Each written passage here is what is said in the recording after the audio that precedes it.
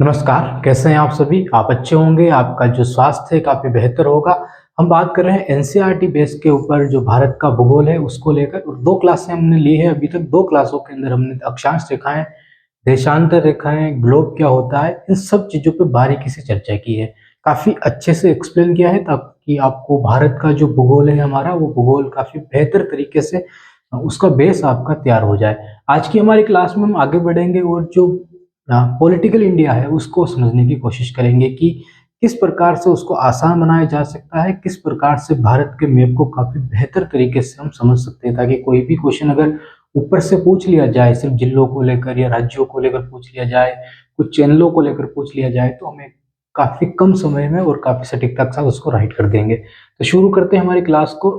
हमारा जो टॉपिक है आज का वो पॉलिटिकल इंडिया है। एनसीईआरटी की बुक में काफ़ी अच्छे से इसका मैप दे रखा है, आप उस मैप को जाके देख सकते हो। और दूसरी चीज़ है कि हम यहाँ पे मैप हमारा है, इसको काफ़ी अच्छे से हम समझने की कोशिश करते हैं और आपको ये बताते हैं कि इस मैप से हम क्या-क्या क्वेश्चंस निकाल सकते हैं, किस प्रकार से मानचित्र को सरल बनाया जा सकता है। तो शुरू करते हैं हमारी क्लास को। पूरी क्लास को ध्यान से देखना और जो भी आपको समझ में ना आए उसको कमेंट कर देना, इस क्लास में अगली क्लास में उसको वापस एक्सप्लेन कर देंगे। तो शुरू करते हैं। सबसे पहले तो आप भारत के मैप को देखिए।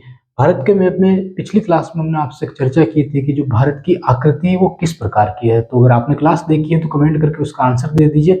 बाकी भारत को अगर हम सामने से देखेंगे तो भारत की जो आकृति आपको दिखेगी, आप ध्यान से देखिए, भारत की आकृति आपको इस तरह दिखेगी।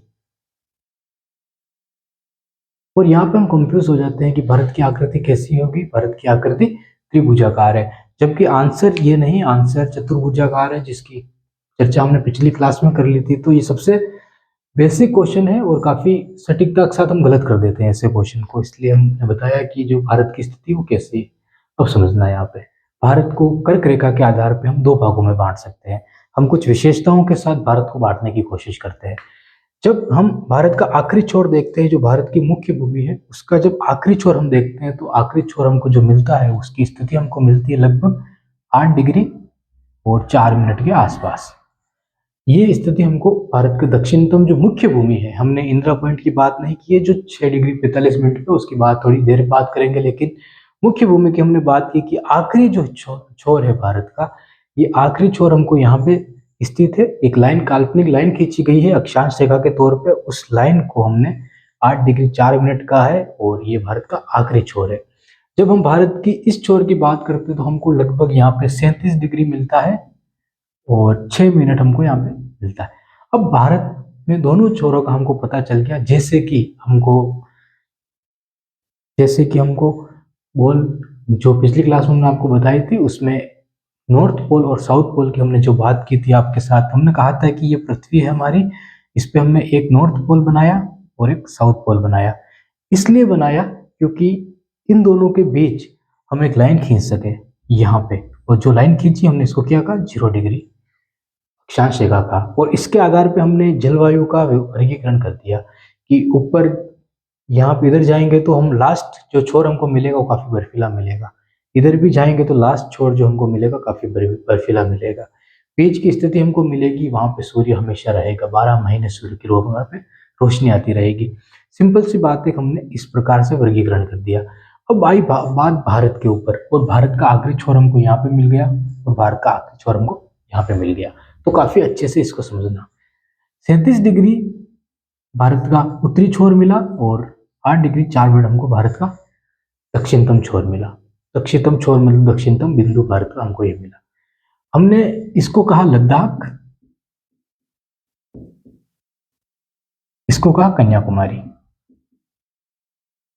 ये हमने पिछली क्लास में मैप में उतार लिया था और लिख लिया था। अब हमको क्या समझना है, यहां से लगाकर यहां तक भारत की मुख्य भूमि का हिस्सा आ जाता है।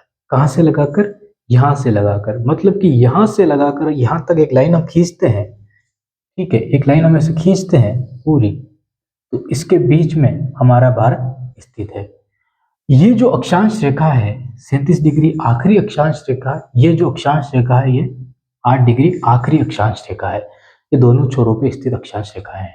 ठीक है, यहाँ तक क्लियर, यहाँ तक कोई दिक्कत नहीं। अब समझने वाली क्या बात है उसको देखना।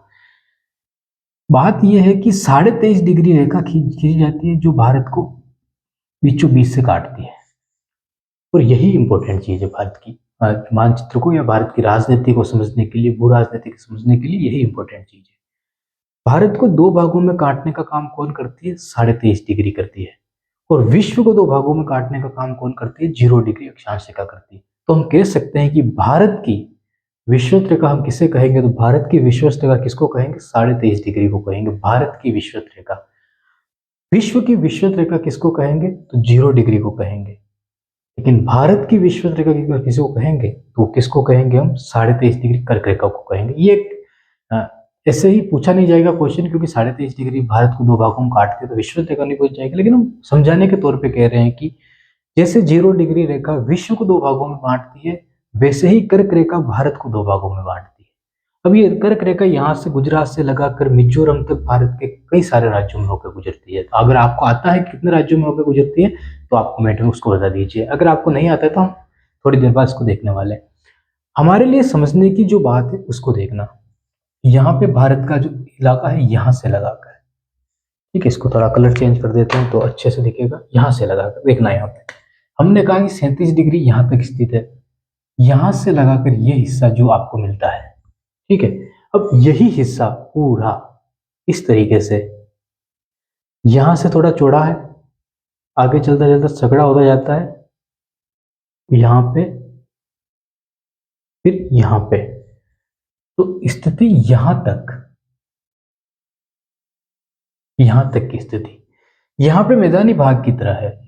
यहां पे यहां से उभरा हुआ भाग है। हम जब भौतिक प्रदेश पढ़ेंगे तब काफी अच्छे से इसको एक्सप्लेन करेंगे, लेकिन ये स्थिति को समझने के लिए हम बता रहे हैं कि ये जो भारत दिख रहा है आपको, जिसमें जम्मू कश्मीर आ जाएगा, मतलब कि लद्दाख आ जाएगा, केंद्र शासित प्रदेश जम्मू कश्मीर आ जाएगा, हिमाचल प्रदेश आ जाएगा, ये जो स्थिति मिलती है उसके बाद हमको ये नेपाल वाला इलाका मिलता है। हिमाचल प्रदेश के बाद नेपाल, उत्तराखंड, यहाँ पे सिक्किम, भूटान, ये अरुणाचल प्रदेश, फिर ये भारत के चारों राज्य, पूर्वी चारों राज्य, ये राज्य और ये स्थिति बर्फीली है और इसको हम कहते हैं हिमालय। तो यहां पे लिख सकते हैं कि हिमालय। भारत की स्थिति को समझ रहे हैं, भू राजनीतिक स्थिति को, मैप को समझ रहे हैं, तो ध्यान से समझना इस चीज को। हिमालय स्थित है, मतलब हम कह सकते हैं कि भारत की जो दीवार है वो कौन है? हिमालय है। और कहाँ पे स्थित है? तो ये स्थित है नॉर्थ में, नॉर्थ में स्थित है ये। दूसरी चीज समझिए, यहाँ पे स्थिति आपको मिलती है, यहाँ पे ये स्थिति आपको मिलती है तमिलनाडु और केरल की। यहाँ पे आपको जो तापमान मिलेगा वो तापमान 15 डिग्री से 30 डिग्री के मध्य मिलेगा। इससे ज़्यादा नहीं हो सकता या कम नहीं हो सकता है। ये एवरेज तापमान एक दिन का इतना रहता है, चाहे कोई सा भी मौसम हो, ना तो इनसे कम जा पाएगा ना ज़्यादा हो पाएगा। ये रहता है नॉर्मली। क्यों रहता है ये?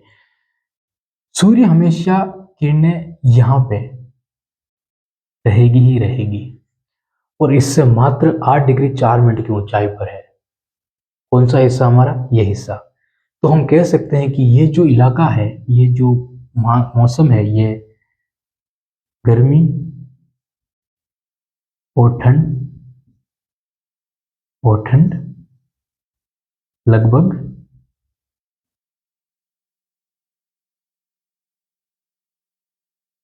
समान होती है। ये क्लियर है कि नहीं है कि गर्मी और ठंड समान होती है? इसका कारण क्या है? इसका कारण ये है कि ये जो भारत है हमारा, अब हमें जो समझना है भारत को उसको देखना। अब हम कर्क रेखा की स्थिति बनाते हैं कि कर्क रेखा भारत के अंदर यहाँ से शुरू होती है, राजस्थान में होते हुए, एमपी में होते हुए, छत्तीसगढ़ में होते हुए, झारखंड में होते हुए, त्रिपुरा में होते हुए ये गुजर जाती है म्यांमार के अंदर। पाकिस्तान से आई, गुजरात, राजस्थान, मध्य प्रदेश, छत्तीसगढ़, झारखंड, पश्चिम बंगाल, त्रिपुरा, मिजोरम से होकर ये आगे बढ़ती है और इसको हम कहते हैं 23.5 डिग्री कर्क रेखा। ये कर्क रेखा भारत को सिर्फ राज्यों को लेकर नहीं, ये कर्क रेखा भारत की तटीय सीमा को स्थलीय सीमा से भी अलग करने का काम करती है। मात्र अगर हम ये सीमा छोड़ दें यहाँ से, पश्चिम बंगाल को और यहाँ पे 2 राज्यों को छोड़ दें, तो फिर सारे राज्य तटीय सीमा बनाने वाले हैं। लेकिन यहाँ पे स्थिति समझना, यहाँ पे समझने वाली बात यह है, हमको यहाँ पे यहाँ से लगा के यहाँ से लगा के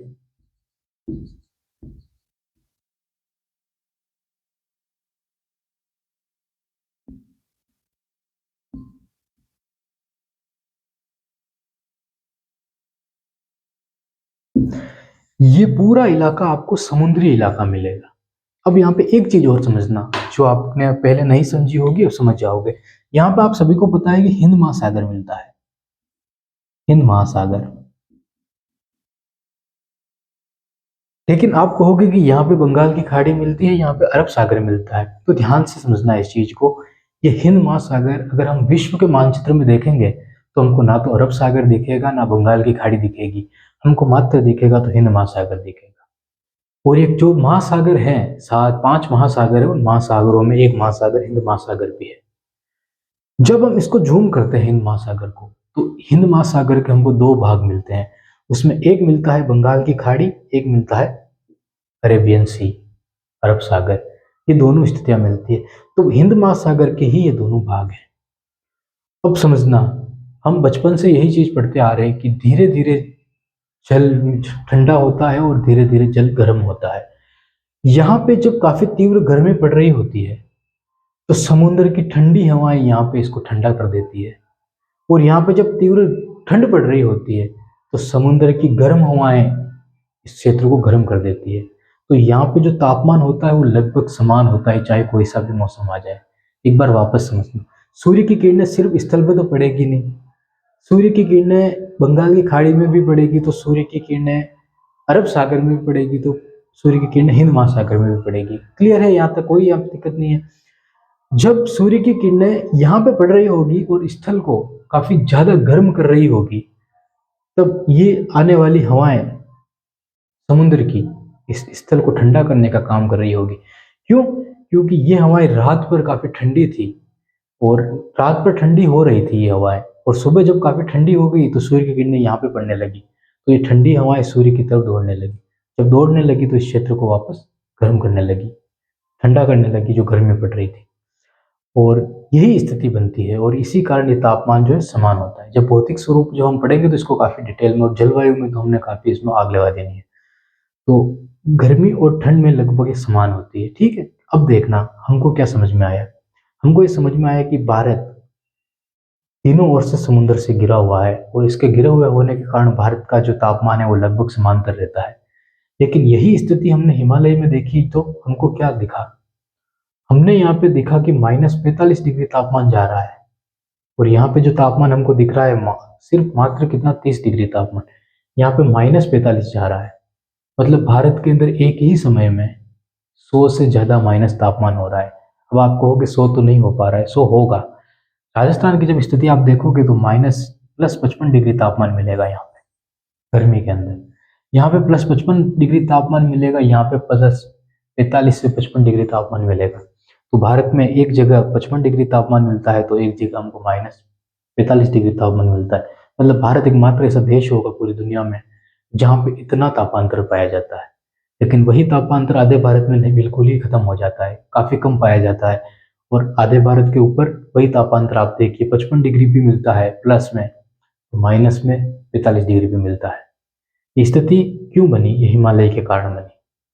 तो भारत की भू राजनीतिक स्थिति इसलिए देखी जाती है क्योंकि एक तरफ हिमालय दीवार का काम कर रहा है, जो आने वाली ठंडी हवाओं को रोक देता है। यहाँ पे जो मध्य एशिया से आ रही हो, जो तिब्बत के पठार में इकट्ठी होती है और फिर वो इधर उधर भागने लगती है, लेकिन भारत में घुसने के लिए उसको रोक देता है। इसके कारण भारत में काफी तीव्र की ठंड तो पड़ने की कोशिश तो होती है, लेकिन नहीं पड़ पाती। ठीक है, तो ये हमने समझा। अब थोड़ा आगे बढ़ते हैं। बोर हो रहे हो तो थोड़ा रोक देना क्लास को आराम से, लेकिन समझने के लिए काफी कुछ है। अभी हमने कब काफी कम समझा है अभी तक, तो आगे देखना और समझना इसको। 2 स्थितियां हमको मिली, 8 डिग्री 4 मिनट और 37 डिग्री 6 मिनट। ये भारत की हमको स्थिति बताने का काम किया कि भारत यहाँ इस दक्षिण में तो समुद्रों से घिरा हुआ है, और भारत पूर्व में हिमालय से घिरा हुआ है। ये दोनों भारत की एक रक्षा प्राचीर हम कह सकते हैं कि हिमालय रक्षा करने का काम कर रहा है, तो ये व्यापारिक जो मार्ग है, यहाँ पे हमारा कोई दूसरा देश नहीं है जो हमारा दुश्मन बन सके यहाँ पे। तो हम काफ़ी अच्छे से समुद्र में गतिविधियों पर नज़र रख सकते हैं। मतलब भारत के दक्षिण हिस्सों में समुद्र पे काफ़ी समय हिस्सों तक हमारा राज्य है, मतलब हम कह सकते हैं 200 नॉटिकल मील तक हमारा राज्य होता है। नॉटिकल मील की बात हम आगे करेंगे, अभी नहीं करेंगे उसकी बात। अब समझते हैं यहाँ पे एक नया टॉपिक हमारा आता है। ये जो भारत है, यहाँ से लगाकर पश्चिम बंगाल के बाद हमारी स्थलीय सीमा शुरू हो जाती है। तो यह जो हिस्सा है लास्ट आखिरी छोर है पश्चिम बंगाल, और ये गुजरात का आखिरी छोर है, पाकिस्तान के बाद सीमा बनाना शुरू कर देता है। यहाँ से लगाकर और यहाँ तक की स्थिति जो हमको मिलती है वो तटीय स्थिति मिलती है, तो हम इसको तटीय आकार दे देते हैं।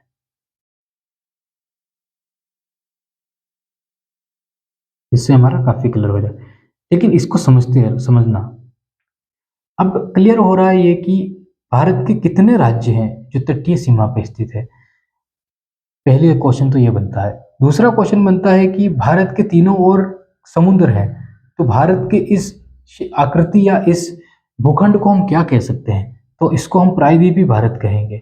प्रायद्वीपीय भारत इसलिए कहेंगे क्योंकि कोई भी हिस्सा जब तीनों ओर से समुद्र से घिरा होता है तो उसको हम क्या कहते हैं? प्रायद्वीपीय भारत कहते हैं। तो भारत का कौन सा हिस्सा प्रायद्वीपीय भारत होगा? ये होगा। अब जो प्रायद्वीपीय भारत है और जो प्रायद्वीपीय भारत है वो एक अलग प्लेट है। वो प्लेट पहले से मौजूद नहीं थी। अब यहाँ पे समझना कि देखो ना, आप खुद बनाना मैप, इसमें हम नहीं करेंगे, भौतिक स्वरूप में पढ़ेंगे, लेकिन एक मैप आपको बनाना है, खुद हाथ से बनाना है। ये हिस्सा तो पूरा ऐसे कैसे बनेगा, इसमें कोई लोड नहीं है। यहां से स्थिति बदलना शुरू होगी। एक प्लेट टूटी थी अफ्रीका से। अफ्रीका से टूटने के बाद प्लेट इधर भारत मतलब जो एशिया की ओर बढ़ा था, उत्तर की ओर बढ़ा था, उत्तर और पूर्व दिशा की ओर बढ़ा था।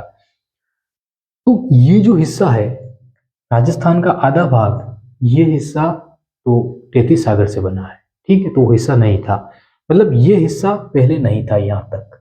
पहली चीज हिमालय नहीं था, ठीक है। दूसरी चीज और मेघालय था, बाकी ये दूसरे हिस्से ये नहीं थे। फिर आप भारत प्रायद्वीपीय भारत बना। गंगा का मैदान भी नहीं था, गंगा का मैदान का निर्माण भी नदियों के द्वारा हुआ है। तो हम कह सकते हैं कि आधा गुजरात का हिस्सा, आधा राजस्थान का हिस्सा, मध्य प्रदेश और राजस्थान में अरावली का हिस्सा, और इधर ये झारखंड, छत्तीसगढ़ और मेघालय का हिस्सा, बस ये हिस्से ही थे। बाकी सारे हिस्से प्लेटों के टकराने से बने हैं या उन वहां से नदियां निकलने के कारण बने हैं। तो प्रायद्वीपीय भारत का हिस्सा यही होगा। अब आपको माइनस करना पड़ेगा उसमें कि तैतीस सागर से कौन सा भाग बना है, नदियों के माध्यम से कौन सा भाग बना है। जब इनको माइनस कर दोगे तो आपके सामने एक सिंपल सा अच्छा सा प्रायद्वीपीय भारत निकल के आ जाएगा। तो आगे चलते हैं, ये हमने एक्सप्लेन कर दिया। 23.5 डिग्री रेखा हमने खींच दी, हमने दोनों ओर समुद्र बना दिए, और भारत की विशेषता के बारे में बात की कि एक तरफ हिमालय है, एक तरफ तापमान समान रहता है, कन्याकुमारी है। अब आगे चलते हैं, एक डेफिनेशन लिख देते हैं प्रायद्वीपीय भारत। प्रायद्वीपीय भारत, प्रायद्वीपीय भारत जो छोर तीनों ओर से समुद्र से घिरा होता है, तीनों ओर से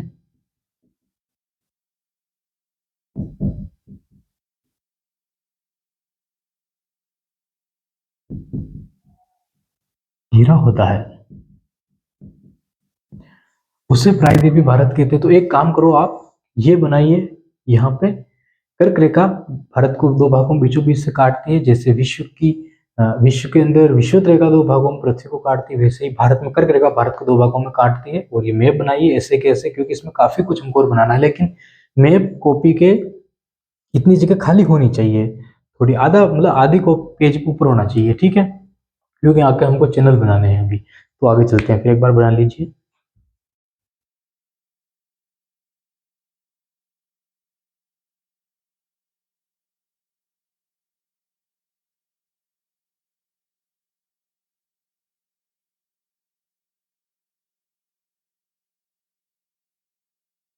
ठीक है, तो क्लास को आराम से रोकिए और फिर मैप बना देना, हम आगे चलते हैं।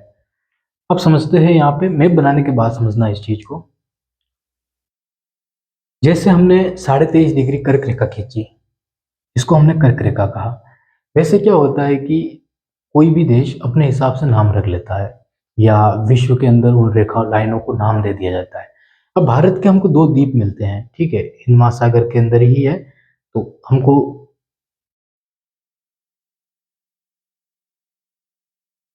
इस तरीके से हमको दो द्वीप मिलेंगे और हम उन दो द्वीपों को कह सकते हैं कि वो भारत के, ठीक है, तो इस तरह हम कह सकते हैं कि भारत के दो द्वीप और हैं।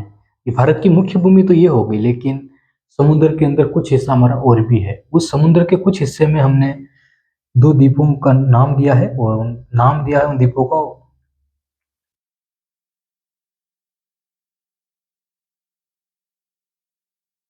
तो समझते हैं और चैनल बनाते हैं। देखो चैनल क्या होता है, बार बार बोलते हैं 10 degree channel, 9 degree channel, 8 degree channel, ये क्या होता है? ये कुछ नहीं होता है, एक अक्षांश रेखाएं ही है। ये कोई अलग से नहीं है, ये अक्षांश रेखाएं ही है। इन रेखाओं को नाम दे दिया गया है बस, कि 9 डिग्री चैनल क्या है, 10 डिग्री चैनल क्या है। डिग्रियां समझिए आप, तो अक्षांश रेखा है 23.5 डिग्री अक्षांश रेखा। अब 23.5 डिग्री अक्षांश रेखा, इसको 23.5 डिग्री चैनल भी बोल दीजिए आप, वो ही बात है, कोई डिफरेंस नहीं है, कोई अलग नहीं है इसमें। एक क्वेश्चन अगर उठ रहा हो मन में कि 23.5 डिग्री है, तो 23.5 डिग्री का मतलब क्या हुआ, ये भी अगर उठ रहा हो तो इसको भी समझ लेना।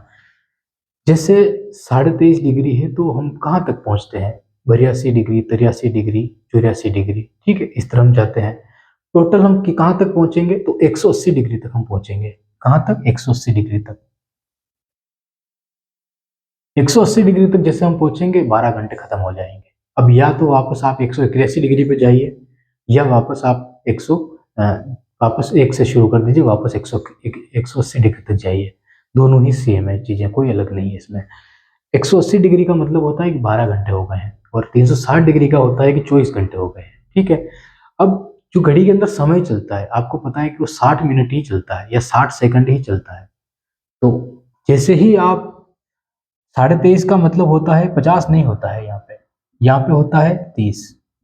जैसे ही ये 60 डिग्री होगा और वापस शुरू हो जाएगा, तो यहाँ पे 181 है तो 181 शुरू हो जाएगी। तो ये जो आधा डिग्री है, ये अपने आप में 30 डिग्री होता है, और 30 डिग्री, और जब 60 डिग्री होगा तो 1 डिग्री पूरा हो जाएगा। अब जो सूर्य की गति है, वो 4 मिनट में 1 डिग्री की किरणें, सूर्य की किरण आगे पहुंच जाती है। तो जैसे ही 1 डिग्री सूर्य की किरण आगे पहुंची, हमारी घड़ी में 4 मिनट हो जाएंगे। जैसे ही सूर्य की डिग्री जब 4 मिनट 360 बार पहुंचेगी, पूरे 24 घंटे हो जाएंगे। तो आप गुणा करोगे जब 360 डिग्री को 4 से,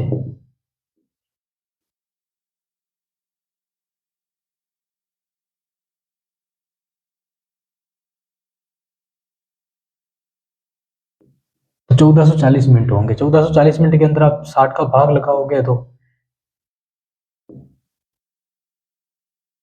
24 आएंगे, तो 24 घंटे निकल के आ रहे हैं। सिंपल सी बात है, ये इतना सिंपल है, कोई इसमें डिफिकल्ट नहीं है। 1 डिग्री सूर्य की किरणें 1 डिग्री आगे पहुंचेगी, 4 मिनट पूरे हो जाएंगे। 4 मिनट जब पूरे हो जाएंगे, तो धीरे धीरे 360 डिग्री होगा, 24 घंटे पूरे कर लेगी, ठीक है। तो ये समझ गए। अब हमारे टॉपिक पे आते हैं, ये दूसरी बात है। अब हमारे टॉपिक पे आते हैं और हम बात करते हैं।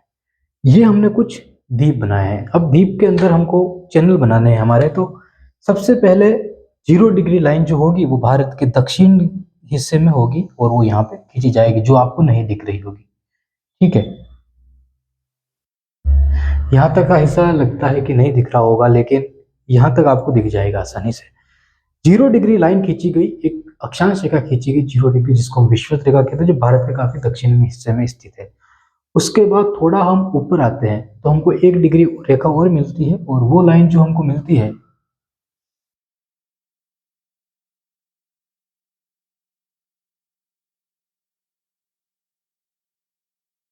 तो इसको हम कहते हैं 6 degree 45 minute. 6 degree 45 minute. 6 degree 45 minute Bharat का आखिरी छोर है, और इस आखिरी छोर को हम कहते हैं इंदिरा पॉइंट। अब आपको कमेंट करके बताना है कि इस इंदिरा पॉइंट के और क्या क्या नाम हो सकते हैं। काफी सारे नाम दे रखे हैं इंदिरा पॉइंट के। गूगल कीजिए, आप कहीं से सर्च कीजिए, लेकिन कितने नाम आप ढूंढ सकते हो, कमेंट करके उनको बताना है। क्योंकि हम बताएंगे तो एक दो नाम भी छूट जाएंगे, एग्जाम में वही पूछ लिया जाए। तो इससे अच्छा है कि आप सर्च कीजिए, और कितने नाम हैं वो सारे कमेंट कीजिए आप। इंदिरा पॉइंट, ठीक है। थोड़ा और ऊपर आए तो हमको 8 डिग्री चैनल मिलता है। 8 डिग्री चैनल मिलता है।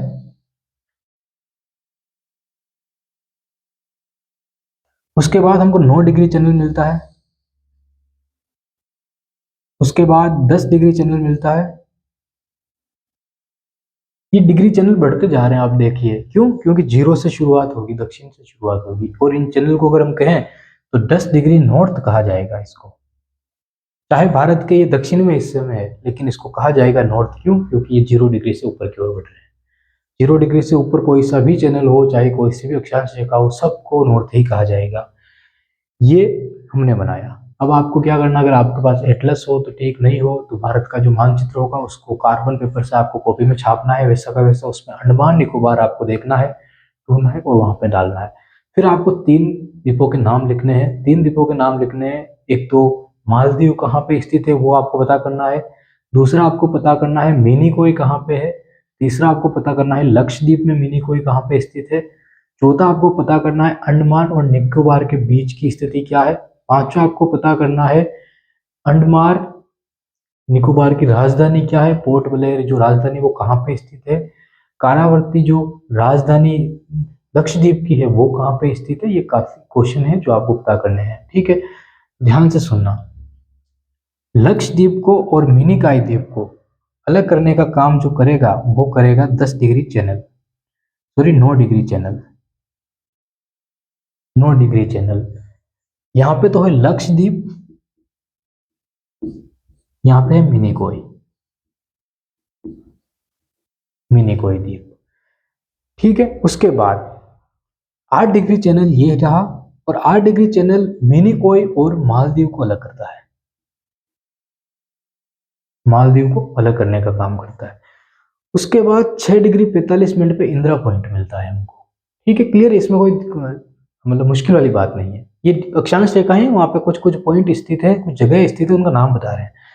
मालदीव आपको पता है एशिया महाद्वीप में, हमने देखा था कि ये लगभग एशिया महाद्वीप का आखिरी हिस्सा है, एक द्वीप है जो, ठीक है? तो मालदीव ये हो गया, फिर लक्षद्वीप हो गया। अब 10 डिग्री चैनल है। 10 डिग्री जो चैनल है, ठीक है, ये स्थिति आप ध्यान से खींचोगे तो ये आपको क्लियर खींचा जाएगा। यहाँ पे एक चैनल और है, इसको कहते हैं 10 डिग्री चैनल। 10 डिग्री अक्षांश रेखा, ये अंडमान और निकोबार को अलग करने का काम करती है। उसके बाद एक यहाँ पे कोको चैनल है, कोको चैनल। ये लगभग जो कोको चैनल है, ये इसकी स्थिति लगभग 14 डिग्री है। 14 डिग्री कोको चैनल है, यहाँ पे आपको मिलेगा कोको चैनल। अब यहाँ से भारत का हिस्सा खत्म होता है और यहाँ पे म्यांमार आ जाता है, तो भारत को म्यांमार से अलग करने का काम अगर कोई चैनल कर रहा है तो कोको चैनल करता है। यहाँ पे अभी हम देखेंगे म्यांमार, म्यांमार की स्थिति को अलग करने का काम कोई कर रहा है तो कौन सा? कोको चैनल कर रहा है। मैप को अच्छे से बनाना, लक्षद्वीप को अच्छे से बनाना, अंडमान निकोबार को अच्छे से बनाना, ये लाइनें अच्छे से खींचना, आपको सारी चीजें क्लियर हो जाएगी। नहीं हुई तो